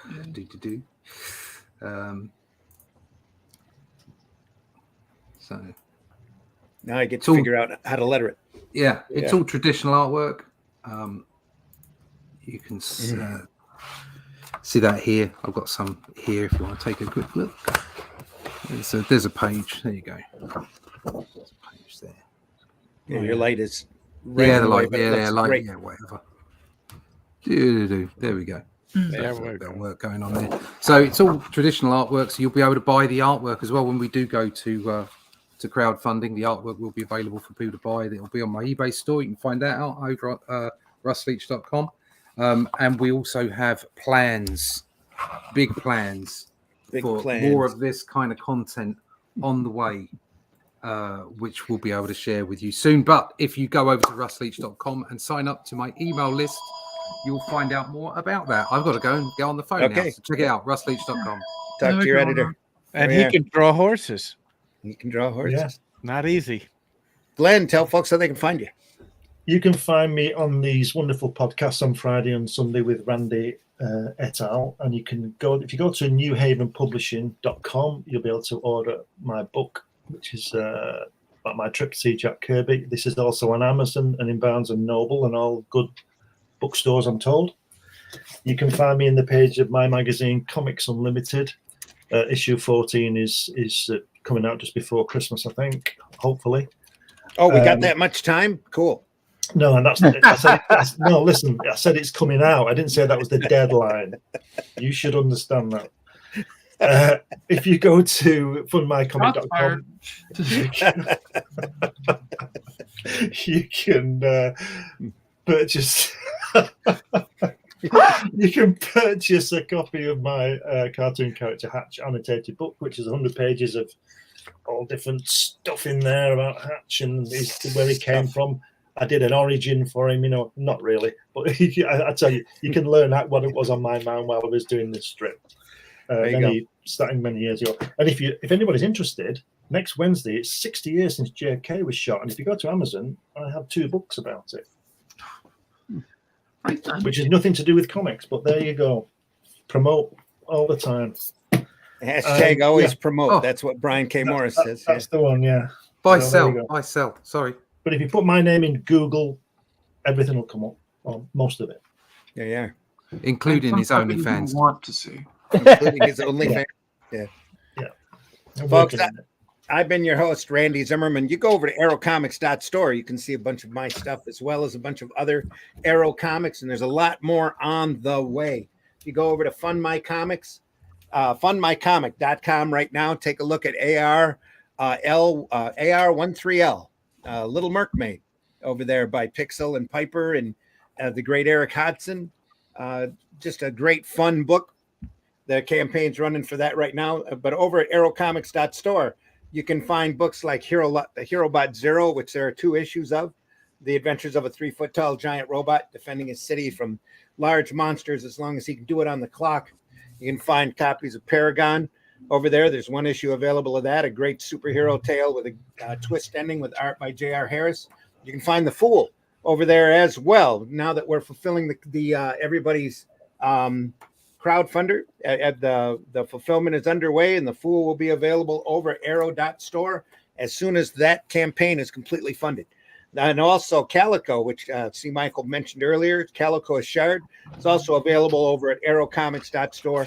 A nice great fantasy book about a talking cat, magic, a centaur, Amazon warrior, and an angry, over masculine fairy barbarian elf. So easy for you to say. Easy, yeah. And well, actually, the little elf likes to collect things, and put them in his collection, which is a little pouch he carries with him wherever he goes. Lots of fun stuff over there, folks. Go over there and check it out. Arrowcomics.store. Go check out funmycomic.com. Go check out your local retailer as well. Make sure you go in there, and especially now, especially this time of year, they can really use your help. And graphic novels make great gifts for the holiday season. So give people the gift of the imagination and the gift of entertainment. Give them some graphic novels to read. But most of all, buy alternative and independent comics, especially ours. And butter your sausage. Butter your sausage. We don't talk about butter sausage. Don't take away people's dreams. We never talk about buttered sausage. Let's talk about buttered sausage. Talk about buttered sausage, where it comes from, what it does, why is it doing what it's doing. Get it out of my face. Buttered sausage. It's not my gem. And there go more of my brain cells committing suicide. Never get tired of that. Where is that from? I mean, where's he giving this interview? Same place where this is, as Gary gives advice on how to be a guru. Let's talk about buttered sausage. Talk about buttered sausage. So this is the divine intervention. You could become a spiritual guru on your own, but you just have to tie your shoes, and you just have to know how to eat burritos backwards. Yeah. Just can't. Oh, that's it, folks. Learn how to eat your burritos backwards. Is he still a pet judge? I have no idea. You haven't seen that show where he's the judge? He's judging. He's like Pet Court, where he's the judge, and there's. I totally believe that. Like a judge show. I think it's on Amazon actually. That would be right in his wheelhouse. Between the animals. Yeah, that's serious. This is a real thing. We're back Friday morning, 5 a.m. Indie Comics Network, Comic Book Black Belt YouTube channel, Randy Zim YouTube channel, where we will cover some more great Gil Kane. We'll be back here next week for Sunday Funnies as we look at some more STARHAWKS and try to stay on topic with our conversation as it wanders all over the place as it does. That's why it's Sunday Funnies. There you are. Joke's on you, bitch. I love this shit. You can also find some of these regular panelists on Nerd Bacon on Thursdays at 9 a.m. We're around there as well. Yeah. Yep. Oh, and you can find me later tonight on the Indie Comics Network. I'll be on Calderon's podcast. They're talking about indie comics and if it's worth being in the indie comic scene. No. So, if it's worth it. No, it's not. It's a waste of time. So swing by there as well. That's Talking Comics on a Sunday over on the Indie Comics Network, 7:30 Eastern time. I'll be there. Good thing about it is if you find that it's not worth it, you can quit and not worry about the pay. Yeah, exactly. Yeah, or lack thereof. Right. I'd like to think, what if is it worth it to be in indie comics? No. Well, it's like, fine. What's the alternative? Doing anything else. I want to know if Russ has got a razor blade in that cap. I might. Oh, you silly, simple bastard. You don't want to find out. No, God. Well, I mean, we're already blanking about light anyways. Folks, take care. We'll see you next week. We'll see you on Friday. Have a great week. We love you all. We do this because we love doing it. We're all friends and not for the money. Each other. We love this business. We love this industry, and we hope that you do too. Go out there and try to make this industry better than what you found it. The piles of money is gravy. Remember, drawing rocks is easy. Yep. Even And though if rocks you are can't hard. find it, just light up your local Russ.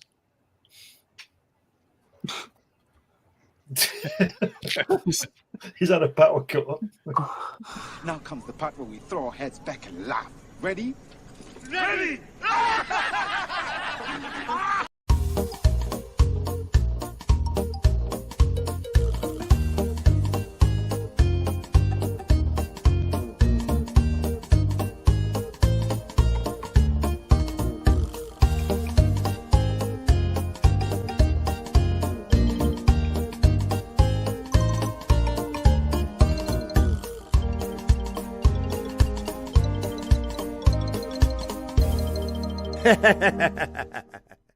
The cops are doing their job as long as they don't be mean to people who are actually being innocent.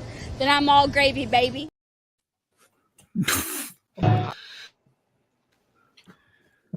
I sent I have everybody. a suspicion that she really is all How can he close me up? On what ground? I'm shocked to find that gambling is going on in here. You're winning, sir. Oh, thank you very much. Everybody out at once.